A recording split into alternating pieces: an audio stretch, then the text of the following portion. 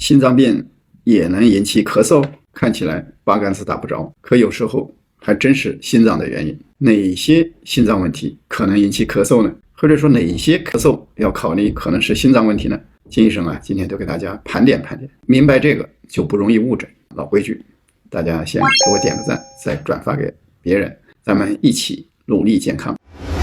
第一种可能，心力衰竭，当心脏的泵血不给力，肺里面的血管压力就会增高，就像水管被堵住，水直接往肺泡里头渗，相当于肺泡里面水多了这时候就会引起咳嗽，尤其是躺下的时候更厉害，半夜常常被憋醒，可能还要坐起来，有时候活动以后就觉得憋气。或是右心衰呢，则可能出现全身的回血受阻，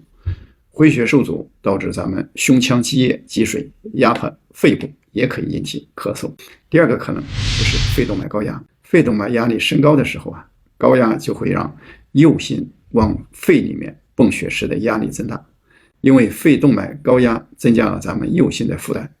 右心扛不动了，使咱们支气管黏膜充血肿胀，从而引起咳嗽。尤其是一活动咳得更厉害，还可能伴有胸痛，甚至头晕的晕倒。第三个可能就是心包疾病，当心包有积液或者咱们这个心包变硬，比如说所在性心包炎的时候就像手一样，这个挤压气管，就会给人把你的气管挤压，让你产生这个咳嗽，同时可能还伴有胸部后的发闷。第四种情况就是心律失常，比如说房颤发作的时候，心脏乱跳，导致咱们泵血不足肺里面可能淤血，也会引起咳嗽。这时候呢，会伴有心慌脉搏忽快忽慢。第五个可能就是服药的影响，比如说我们常用服的 ACEI 类的降压药，因为这一类的药让身体里面的缓激肽堆积，刺激了气道，也会出现咳嗽。所以如果出现咳嗽，而且排除了肺、气管、呼吸道等本身的原因，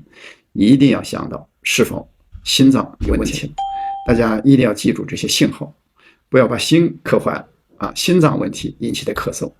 可别作为小毛病来拖。必要的时候金医生建议大家要及时的就诊。我是金医生，每天一篇健康科普，一起守护